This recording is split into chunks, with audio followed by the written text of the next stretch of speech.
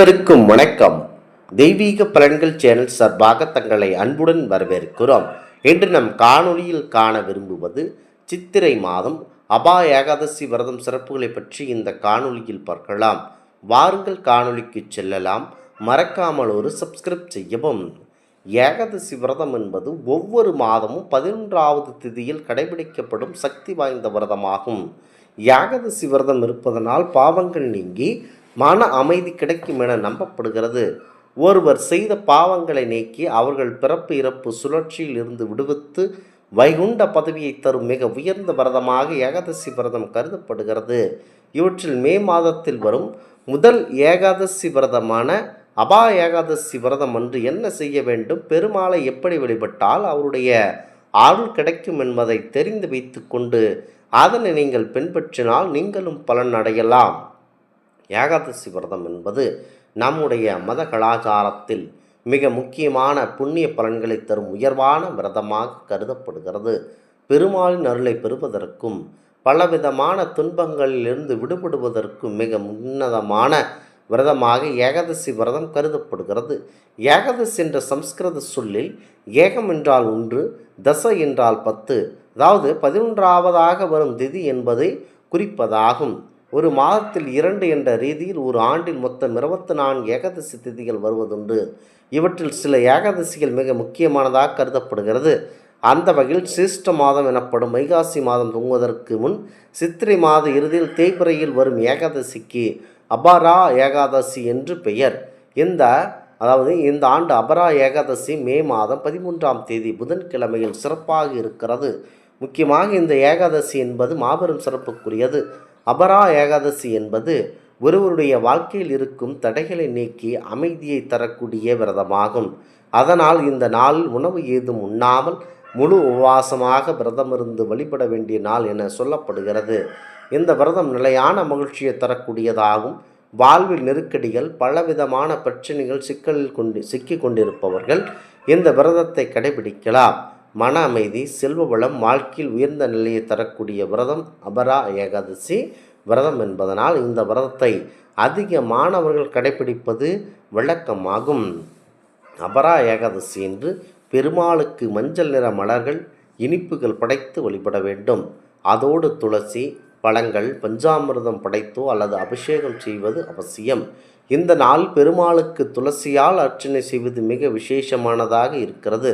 அபரா ஏகாதசி என்று பெருமாளுக்கு கடலை பருப்பு சுண்டல் செய்து படைத்து வழிபட்டால் மகிழ்ச்சியும் செல்வ வளமும் கிடைக்கும். ஏகாதசி கதைகள் இந்த நாளில் படிப்பதும் பிறருக்கு சொல்லுவதும் மிகுந்த புண்ணியத்தை தரும். கையில் துளசி மாலை வைத்தோ அல்லது கழுத்தில் அணிந்து கொண்டோ ஓம் நமோ பகவதே வாசுதேவாய எனும் மந்திரத்தை 108 முறை சொல்வது சிறப்பு. இந்த நாளில் பாகவதம், விஷ்ணு சக்கரநாமம் ஆகியவற்றை படிப்பது சிறந்தது. துவாதசியில் யாராவது ஒருவருக்கு அன்னதானம் வழங்கிய பிறகு விரதத்தை நிறைவு செய்தால் ஏகாதசி விரதத்தின் முழு பலனையும் பெற முடியும் என நம்பப்படுகிறது. குறிப்பாக ஏகாதசி விரதம் என்பதுக்கு மிக முக்கியமாக நம்முடைய பரம்பொருள் விஷ்ணு பெருமானுக்கு இருக்கப்படும் மாபெரும் சக்தி வாய்ந்த விரதமாகும். சித்திரை மாதம் வரும் அபரா ஏகாதசி விரதம் மகாவிஷ்ணுவை வழிபடும் வாழ்க்கையில் அறியாமல் செய்த பாவங்களை நீக்கி சகல சம்பத்துகளையும் தரும் ஒரு முக்கியமான விரதமாகும். இந்த விரதத்தை அனுஷ்டிப்பதன் மூலம் 30 முக்கோடி புண்ணியமும் புகழ், செல்வம் மற்றும் நிலையான மகிழ்ச்சி கிடைக்கும் என்பது நம்பிக்கை. அபரா ஏகாதசி ஒருவருடைய வாழ்க்கையில் இருக்கும் தடைகளை நீக்கி மன அமைதி மற்றும் உயர்ந்த நிலையை தரக்கூடியது. இந்த நாளில் மகாவிஷ்ணுவை திரிவிக்ரம ரூபத்தில் வழிபடுவது சிறந்தது. கோவிந்த நாமம் சொல்லி பெருமாளுக்கு துளசி இலைகளால் அர்ச்சனை செய்ய வேண்டும்.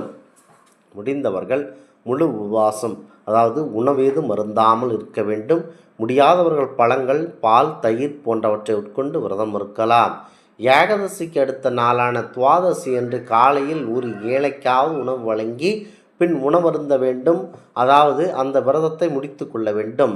சித்திரை மாத வளர்பிற ஏகாதசி காமதா ஏகாதசி எனவும் அழைக்கிறோம்.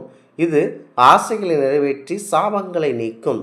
சித்திரை மாத தேய்பிறையில் ஏகாதசி பாவமோகினி ஏகாதசி கணக்குகளில் அபரா ஏகாதசி எனப்படுகிறது. இது தீவினைகளை போக்கி நன்மைகளை வழங்கும் அற்புதமான விரதமாக இருக்கிறது. முக்கியமாக இந்த விரதத்தை இருப்பவர்கள் அனைத்து விதமான நல்ல விதமான செயல்களில் ஈடுபட்டு அனைத்தும் உங்களுக்கு நல்லபடியாக கிடைக்க பெருமாளுடைய அருள் உங்களுக்கு கண்டிப்பாக கிடைக்கும். முக்கியமாக அனைத்து விதமான சூழ்களிலும் அனைத்து விதமான கஷ்டங்களிலிருந்து விடுபடவும் இந்த ஏகாதசி விரதம் பல பங்கு வகிக்கிறது. முக்கியமாக ஏகாதசி என்பது ஒவ்வொரு பக்தருக்கும் ஏகாந்த தினமாகவே உள்ளது. ஒவ்வொரு ஏகாதசியும் ஒவ்வொரு பலனை வழங்குவதோடு வைகுண்ட பதவி வழிவகுக்கும் என்பதே மிக சிறப்பானதாகும். ஏகாதசி என்பது ஒவ்வொரு பக்தருக்கும் ஏகாந்த தினமாக உள்ளது. மோட்சத்தை அளிக்கும் விரதமாக கடைபிடிக்க வழி ஏற்படுத்தியிருக்கிறது தான் ஏகாதசி. அமாவாசை பௌர்ணமிக்கு அடுத்து வரும் 11ஆம் நாட்கள் ஒரு ஏகாதசி என்ற கணக்கில் ஆண்டுக்கு 24 அல்லது 25 ஏகாதசி திதிகள் வருகின்றன. ஆண்டு முழுவதும் வரும் ஒவ்வொரு ஏகாதசிக்கும் ஒரு பெயரும் அந்தந்த ஏகாதசி தினங்களில் மேற்கொள்ளும் விரதங்களால் பக்தர்களுக்கு கிடைக்கப்பெறும் நன்மை பயக்கும் பலன்களும் பல்வேறு வகுத்து கூறப்பட்டுள்ளன. ஒவ்வொரு ஏகாதசியும் ஒவ்வொரு பலனை வழங்குவதோடு வைகுண்ட பதவி வழிவகுக்கும் என்பதே மிக சிறப்பான பலன்களாகும். சித்திரை மாத வளர்பிறையில் ஏகாதசி காமதா ஏகாதசி என்றும் தேய்பிறையில் வரும் ஏகாதசி பாபமோகினி ஏகாதசி என்றும் அழைக்கப்படுகின்றன. இந்த இரு ஏகாதசிகளிலும் விரதம் இருப்பவர்களுக்கு அவர்கள் விரும்பிய அனைத்து பேர்களும் கிடைக்கப்பெறும் என்பதுதான் நிதர்சனமான உண்மை. வைகாசி மாத வளர்பிறை ஏகாதசி மோகினி ஏகாதசி என்றும் தேய்பிறையில் வரும் ஏகாதசி வருந்தி ஏகாதசி என்றும் கூறப்படுகிறது. இந்த ஏகாதசியில் காலமாக விரதங்களில் விரதம் இருப்பவர்கள் அனைவரும் இமயமலை சென்று பத்ரிநாத்தை தரிசனம் செய்த பலன் உங்களுக்கு வந்து சேரும் என நம்பப்படுகிறது. ஏகாதசி என்று அபரா ஏகாதசி என்று அழைக்கப்படும் இந்த ஏகாதசியில் விரதம் மேற்கொள்பவர்கள் சொர்க்கத்தை அடைவார்கள் என்பது நிதர்சனமான உண்மையாக இருக்கிறது. முக்கியமாக ஏகாதசி விரத நாட்களில் உணவேதும் உண்ணாமல் துளசி இலைகளை பறிக்காமல் விரதம் மேற்கொள்ள வேண்டும். இந்த ஆன்மீக தகவல் உங்களுக்கு பிடித்து இருந்தால் தெய்வீக பலன்கள் சேனலை கண்டிப்பாக சப்ஸ்கிரைப் செய்து கொள்ளவும். மீண்டும் ஒரு நல்லதொரு காணொளியில் உங்களை சந்திக்கிறோம். நன்றி, வணக்கம்.